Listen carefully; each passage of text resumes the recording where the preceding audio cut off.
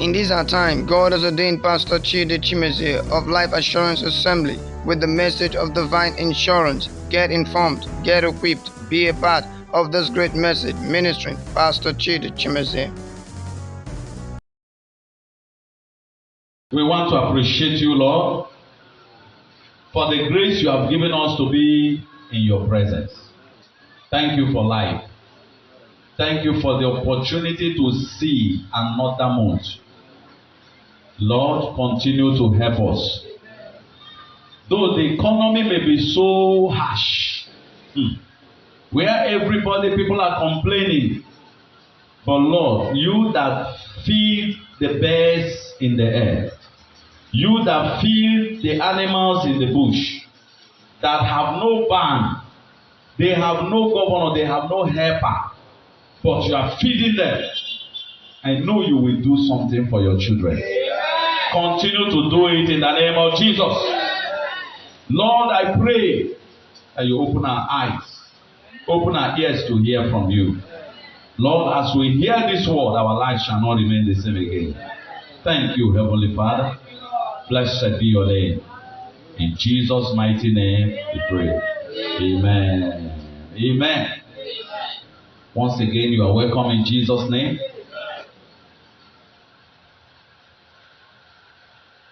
Okwu gị ka ị chọrọ ịnụ. Okwu Chukwu ka ị chọrọ ịnụ. Anyị achọghị ịnụ ihe ekwensu ga-ekwu. Okwu gị ka ị chọrọ ịnụ. Okwu Chukwu ọ na-asọ m ụsọ. Iri tasara n'ala. Okwu Chukwu ọ na-asọ m ụsọ. Iri tasara n'ala. Okwu Chukwu ọ na-asọ m ụsọ. Iri tasara n'ala. Okwu Chineke ọ na-asọ m ụsọ. Iri tasara n'ala. Mmụọ Chukwu ya were ọnọdụ. Anyị achara gị. Mmụọ Chukwu ya were ọnọdụ. Anyị achara gị. Mmụọ Chineke ya were ọnọdụ. Anyị achara gị. Mmụọ nsọ Chineke ya were ọnọdụ. Anyị achara gị. Onye nkasi obi ya were ọnọdụ gị. Anyị achara gị. Mmụọ nsọ Chineke ya were ọnọdụ. Anyị achara gị. Mmụọ nsọ Chineke ya were ọnọdụ. Anyị achara gị n'ọgbọ. Amen. Father, take control. Holy Spirit, take charge. Open our ears to hear. In Jesus' mighty name. I will be speaking on the knowledge of God. The knowledge of who? God. The knowledge of God is very, very important. And you must know the reason why you must have the knowledge of God in you. I'm not talking about secular knowledge. There are knowledge everywhere. Knowledge of something else, knowledge of your business, knowledge of one thing or the other, knowledge of the course you are doing in the school and all that. Those are all levels and different kinds of knowledge. For we are talking about the knowledge of God Almighty that created you and I, that created the earth and the whole world. Praise the living God. We must have the knowledge of God in us for us to make it in this life. When I mean make it, I'm not just talking about prosperity. I'm not just talking about money. Money is not the only thing. No, whenever we hear to make it, we always think of money. We always think of physical success. No. To make it in life includes both physical and spiritual success. The knowledge of God is very important to us. Praise the living God. for us to be strong, for us to be able to carry through the challenges of this life. Unbroken, unbattered, unwounded. And even if you have been wounded before, when you start knowing about God, the wound will heal. Praise the Lord. So the knowledge of God is very, very vital for us to remain strong and to run this race to the end. If you must run this race to the end, child of God, you must have the knowledge of God. You must know God. If you don't know God, a lot of things will go wrong in your life. If you don't know God, things will spoil.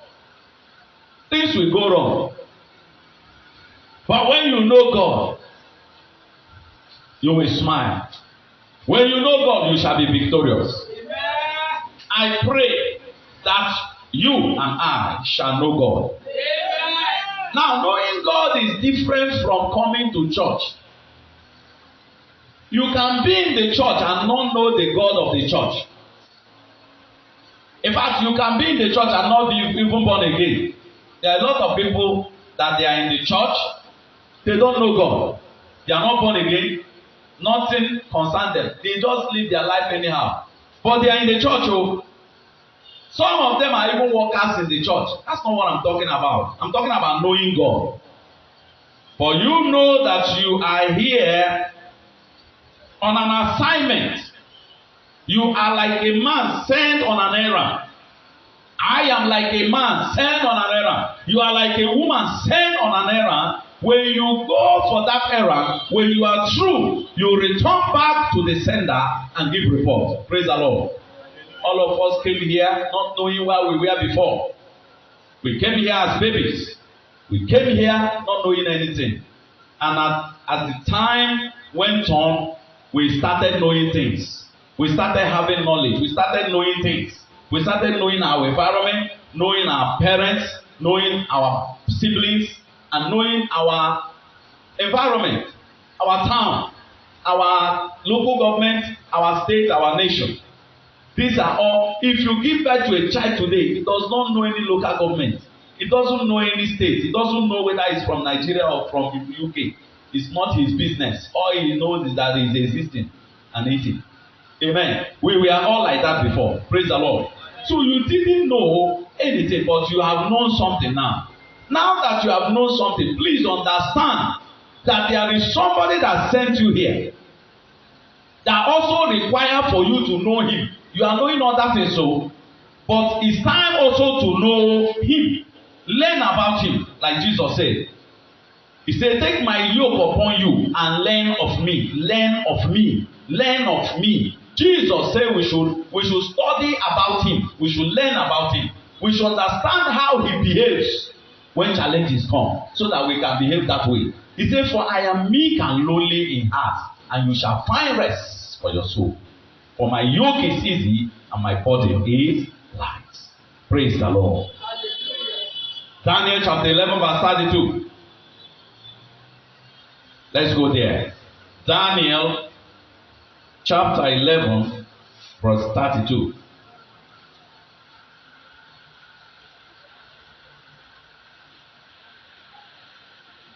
Are you there? Okay. Daniel 11:32. I read. And such as do wickedly against the covenant shall be corrupted by flatteries. But the people that do know their God shall be strong and do exploits. Praise the Lord. Praise the Lord. Hallelujah. There was a challenge when Daniel made this statement. If you read the scriptures before this particular statement, you will understand why he made the statement. Challenges everywhere. Challenges did not start today and it will not end today. Are you hearing me? It's part of your existence. Challenges are part of your existence. Everybody is having his own. Though they are of different kinds, facing different people at different times, but there are challenges. Whether you know how to pray or not, challenges are there. But at times when you pray and God answers you, He will empower you to overcome the challenges. Amen. Challenges are part of your existence. So you must face challenge at one time or the other. So Daniel said, and such as do wickedly against the covenant, because they saw challenges. Daniel was addressing people that when they have pressure, they will begin to misbehave against the covenant of God. When they have pressure, they can say anything to God without minding. This is wrong. When they have pressure, when things are not going the way they plan, they are discouraged, they are battered, they are shattered. No, it ought not to be so. God is talking to us. He says, those that do wickedly against the covenant shall be corrupted by what? Flatteries. But again, in the same situation, in the same country, in the same Nigeria, in the same mirror, wherever you are, when challenges come, and that challenge is everybody that is facing it, there are ways you're supposed to understand the challenges. Why? Because you have a different understanding about God. But the people that don't know their God, they will begin to talk. They will begin to do stuff that will offend God. They will begin to reject God. They will be discouraged. They will not even come to church again. They will abandon God. But he said the people that do know their God, they are still facing the challenges that made others to corrupt the covenant. I mean, to do wickedly against the covenant. And we are corrupted by flatteries. The same situation that those people faced and they fell out are the ones that know God also face. But the Bible says the people that do know their God, no matter the challenges, no matter the circumstance they face, they shall be strong in the midst of challenges, in the midst of storm. They shall be strong and they will command what? Exploits.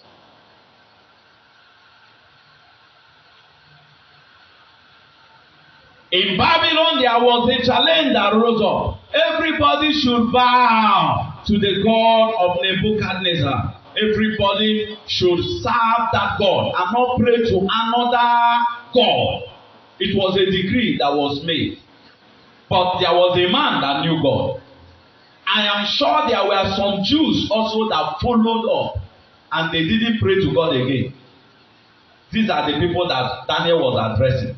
The people that do wickedly against the covenant shall be what? Corrupted by flattery. Daniel was addressing them.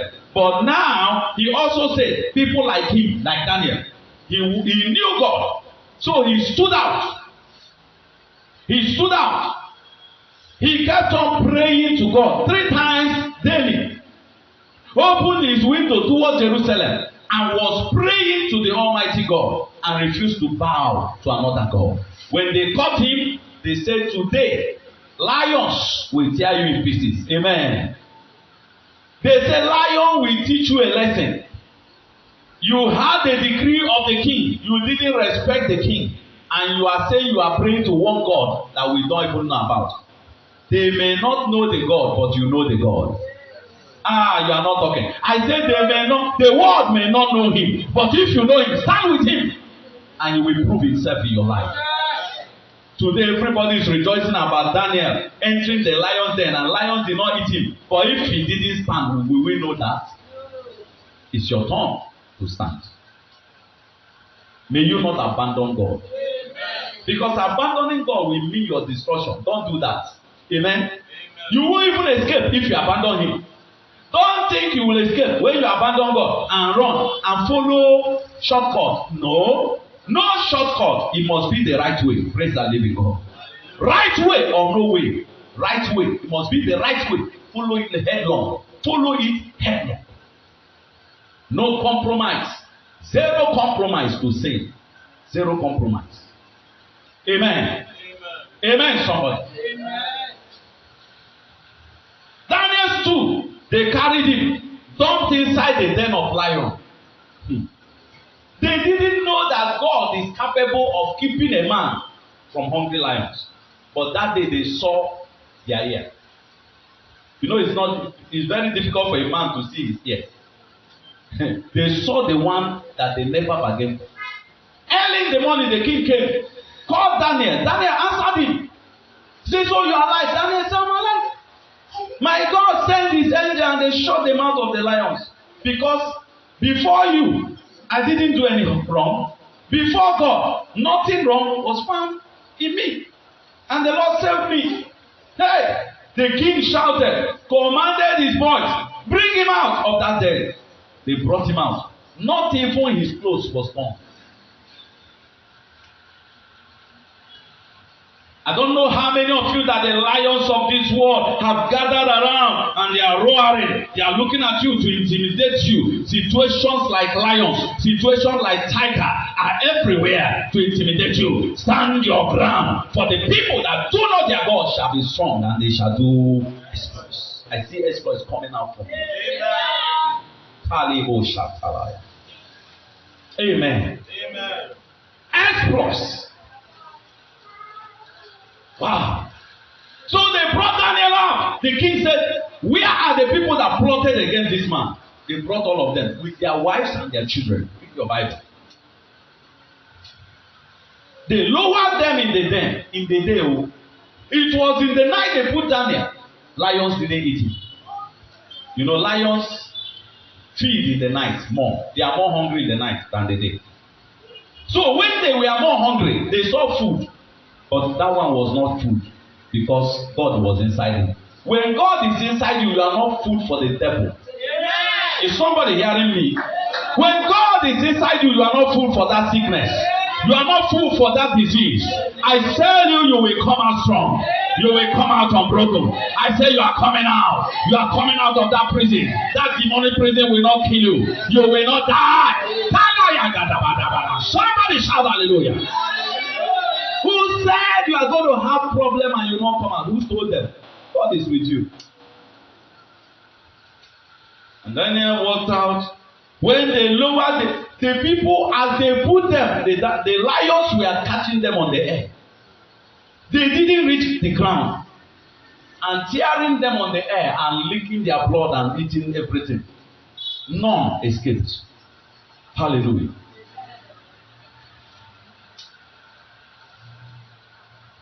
In times of unpleasant circumstances, unpleasant situations, uncertainties, challenges, threats, when you know God, you will fear no evil. Hallelujah.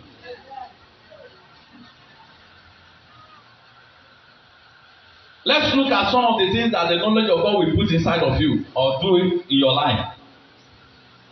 The knowledge of God in you puts you above the situations and circumstances you are going through. The knowledge of God puts you on top. Amen. The knowledge of God makes you to walk on top of them. Amen.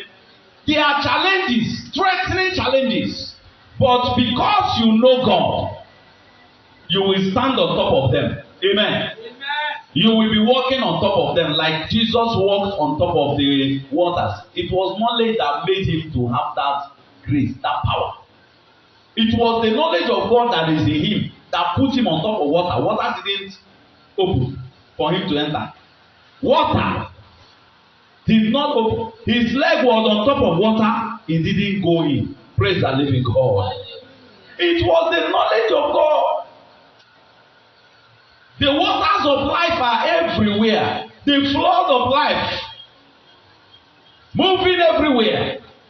But when you have the knowledge of God, you will stand on top of those waters and walk on top of them.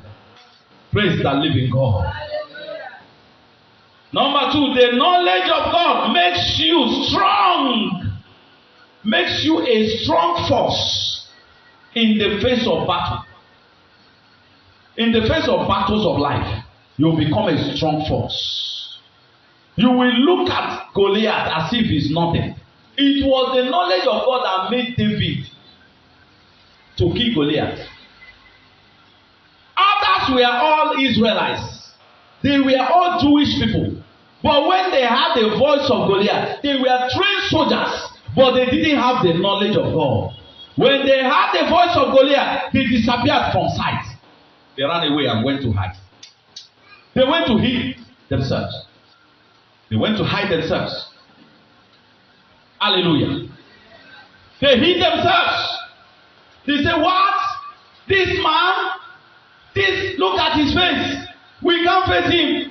We are too small. They ran away. The knowledge of God makes you greater than your mountains. Hallelujah. But when David came, David was coming to give his brothers something to eat. And he heard the voice of the Philistine. He said, who is this uncircumcised Philistine that he should defy the army of God? Armies of God.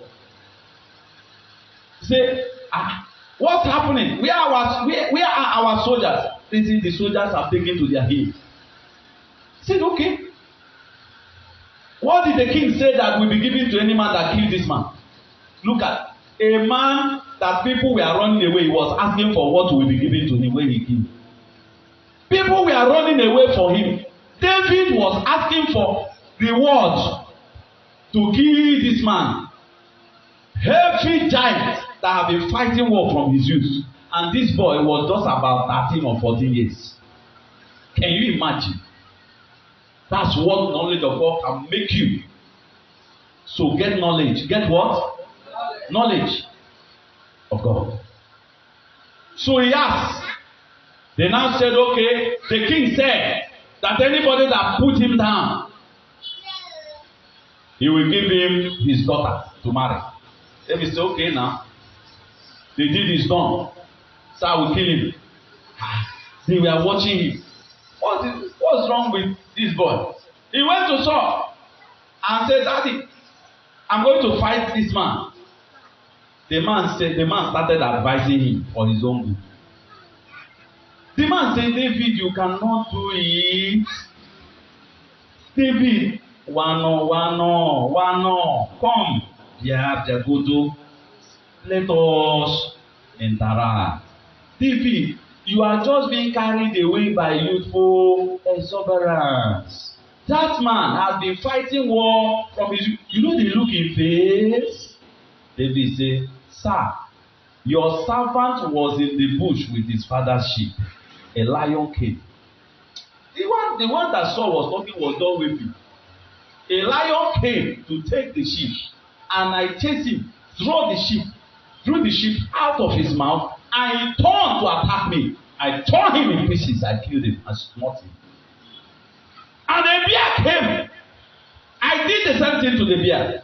Sir, this one also have come to take the sheep of the Lord. I, David, will kill him.